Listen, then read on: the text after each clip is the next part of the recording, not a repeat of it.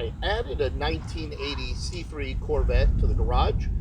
This is something that I've been wanting for a while. I didn't get it because of the fact that it's got tons of power or that it's going to be tearing up the streets. I got it because I just love the lines of the 1980 Corvette. One of the nice things about this car is it's been well taken care of. The previous owner really didn't drive it a whole lot, which is usually typical of a lot of Corvette drivers. They just like to keep them low miles, so that's good for me. This one came to me with 57,000 miles, which is great. I've had it for about 4 weeks now, and I've put just over 200 miles on it. Obviously, I'm not daily driving it. I'm splitting it up as I go. I bring it out on nice days or when I want to go for a little cruise. So it really does work for me.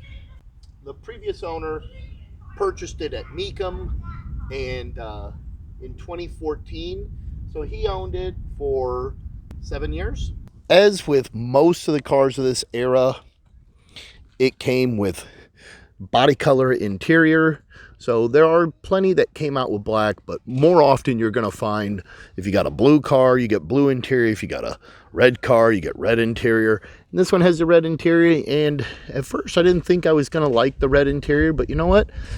I really do. It really just sets it with the time of the car. One of the things that I wanted to make sure when looking at different choices when I was hunting down this car was I wanted to make sure I got the factory style rims with the slots like this one has. If it didn't have those, I wasn't interested in the car. I'd move on. So I wanted to make sure that I got the right wheels to go with the car because it just looks right with those factory style rims. It has a 225/70 R15 on both ends of the car. So it's set up with what the factory specs would have been on the car. I've debated on putting wider tires on the back, not necessarily for performance, but just for aesthetics. But again, the car is set up exactly as it should have been from the factory. This one does have the T-top option, which is pretty cool. It gives you the function and look of having a solid top, but you can pop the top out really quick. They're actually very simple design. It's one lever. You get the sunroof or sun visor out of the way, and you pull the one lever down, and you pull the T-top completely out. They're very light. I would definitely suspect that there was a problem with theft on these over the years because of how quickly they are to take out.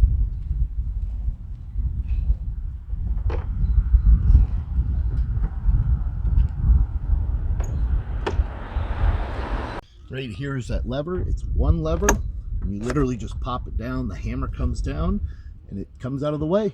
Very simple, very easy to do. As you'll find with most older cars, things like weather stripping are going to be a constant problem. So as with this vehicle, you can see the weather stripping is needing to be replaced. This is an easy fix. It's not something that's too complicated, and it really does help give the car a better look, as well as, you know, keep the elements out. One of the interesting things with the Vette seats is they can fold down all the way 100%. So if you've got something in the back hatch, you can literally have the seat completely tucked out of the way as you have your cargo stored back there. It's not going to be an overly large compartment area, but it does have usable space. You're also going to have your storage compartments where like your jack and things like that are, as well as the other one where you keep your battery. Ta-da! Hello. You want to have it where you don't have people seeing what you're storing in the back. You do have where we can bring this back and up out of the way without letting it go like that. So you can get the extra space, but if you want to keep everything hidden, you just pull the cover back over. It's definitely going to have some things that are throwbacks to the 80s. Back in the 80s, of course, everybody was smoking cigarettes, so you have your ashtray and your push-in lighter. Push this in. When it gets nice and hot, it pops back out. And whoosh, light that cig.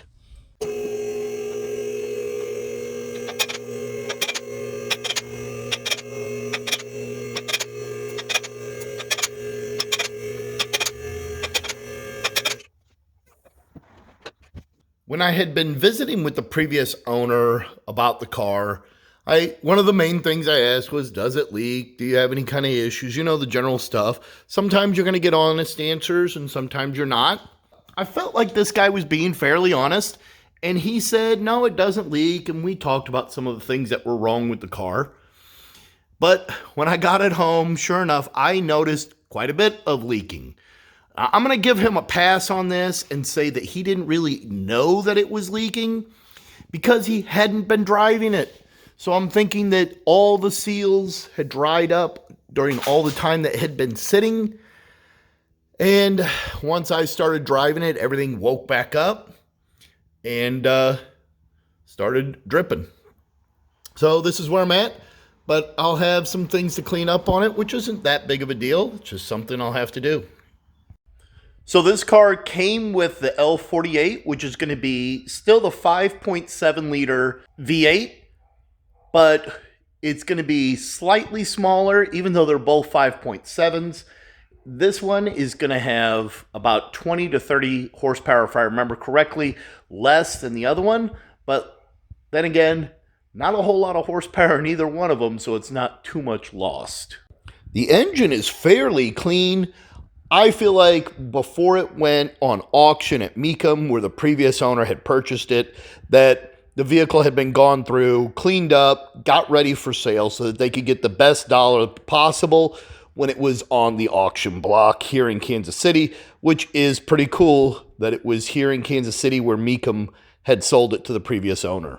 When I got the car, I was curious as to how much of a numbers matching car it was. So I was digging through things. Not that I have to have a numbers matching, but it is nice when they are, especially when they're older. So I was digging through the codes. The paint code's correct.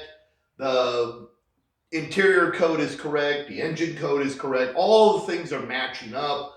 And then for fun, I wanted to see where it was built and when it was built. And it was built in St. Louis in June of 1980. So I thought that was pretty sweet. I was able to decode that as well.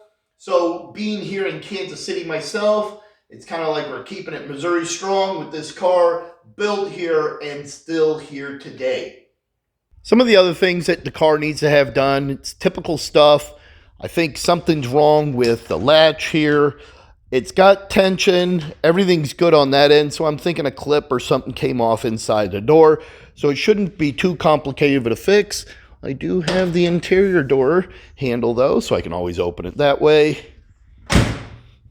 I'm a big fan of having the original radios in the cars. I just feel like it helps complete the look of the vehicle and the aesthetics and just the function. This one does have a replacement radio like many do. So I plan on going back to the original when I have the opportunity to. The previous owner had this flag hanging with the air freshener. I believe all the air freshener scent is gone by now, but I like flying it. It kind of completes the whole Americana look to it.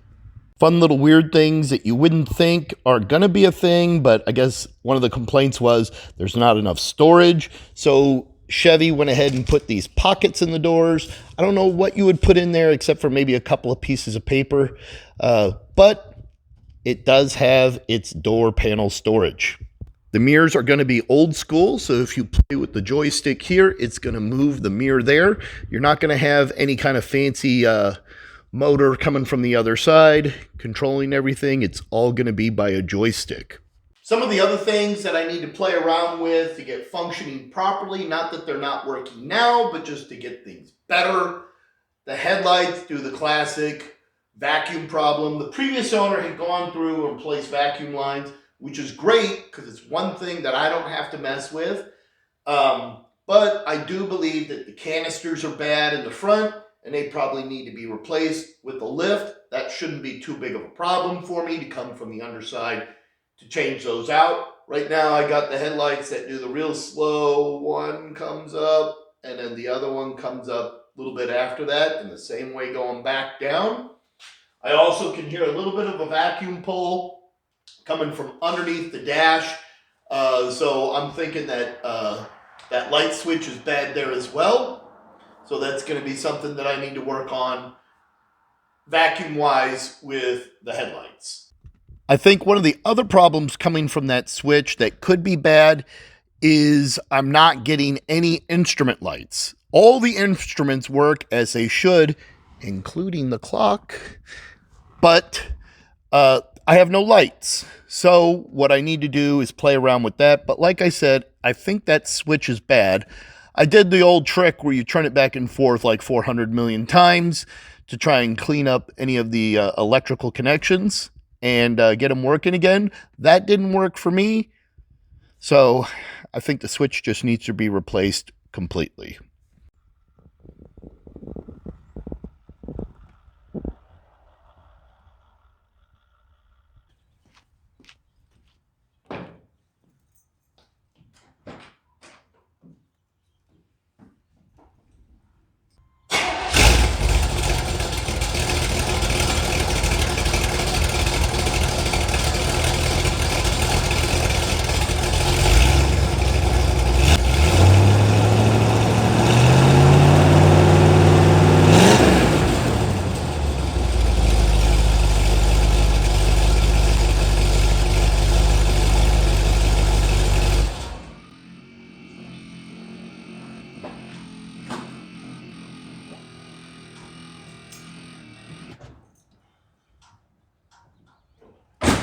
For better or worse, this is my 1980 Corvette.